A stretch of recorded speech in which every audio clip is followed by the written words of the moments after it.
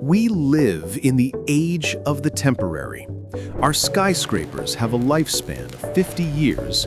Our bridges begin to rust before they are finished.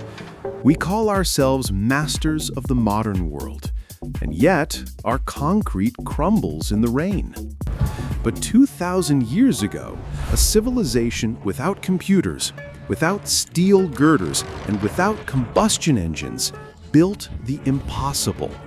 They built a megapolis, the first city of 1 million souls. They carved mountains into aqueducts and turned swamps into colosseums. They didn't just stack stones, they declared war on gravity itself. How did they do it? How did an ancient people possess engineering secrets that we are only just rediscovering today? This isn't just history. This is the blueprint of an empire. To understand Rome, you must stop looking at the marble and look at the glue holding it together. For centuries, builders were prisoners of the Greek straight line. Stone is rigid.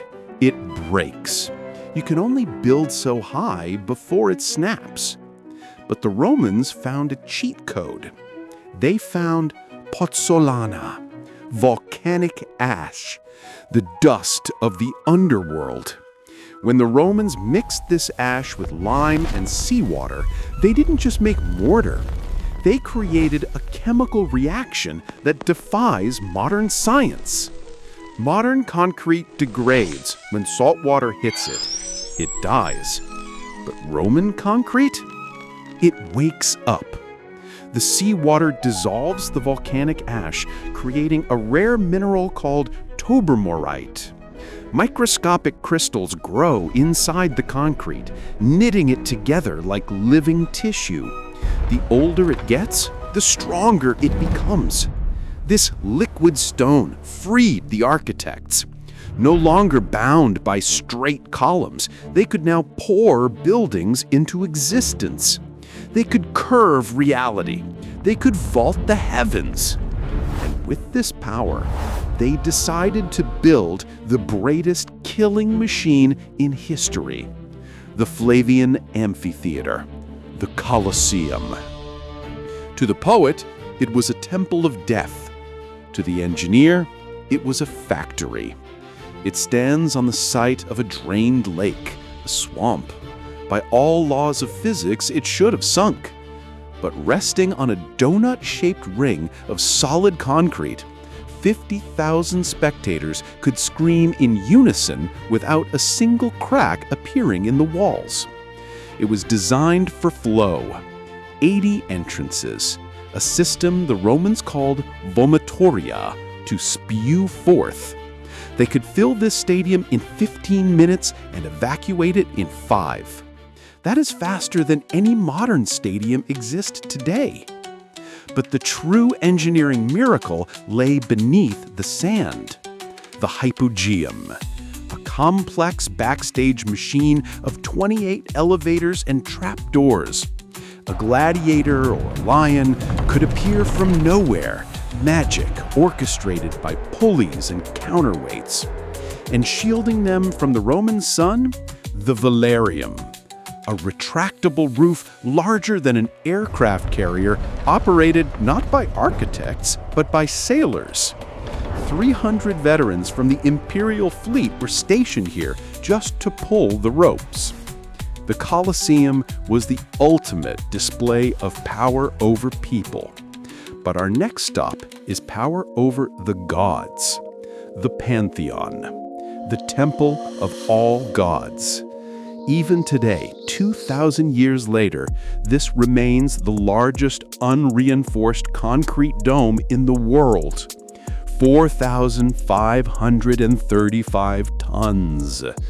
That is the weight hanging over your head. By rights, gravity should pull the center down, collapsing the roof instantly. But the secret is in the mix. The Roman engineers were masters of density. At the bottom, the concrete is mixed with heavy basalt rock, strong, immovable. But as the dome rises, the recipe changes. At the top, they used pumice, volcanic rock so light it floats on water. They also carved out coffers, these square recesses. They look like decoration, but they are engineering necessities, shaving off tons of dead weight. And at the apex, the oculus, the eye, a structural compression ring that locks the forces in place.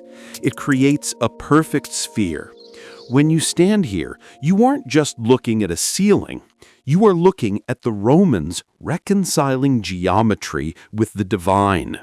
They didn't use steel reinforcement. They used math. But engineering wasn't always noble. Sometimes it was purely for the ego.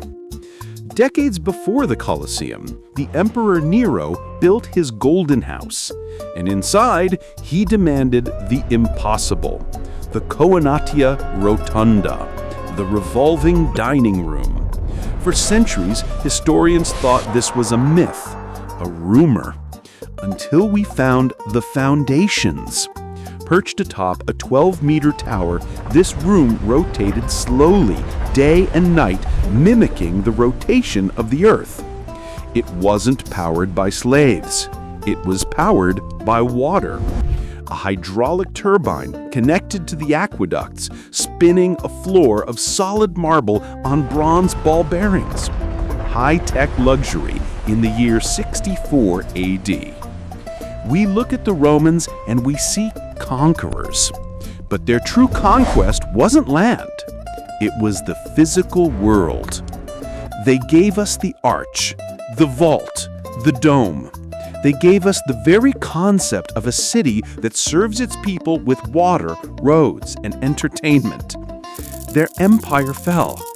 Emperors turned to dust. But their concrete, it's still curing. It's still hardening. The Romans knew they were mortal, so they built a world that wasn't.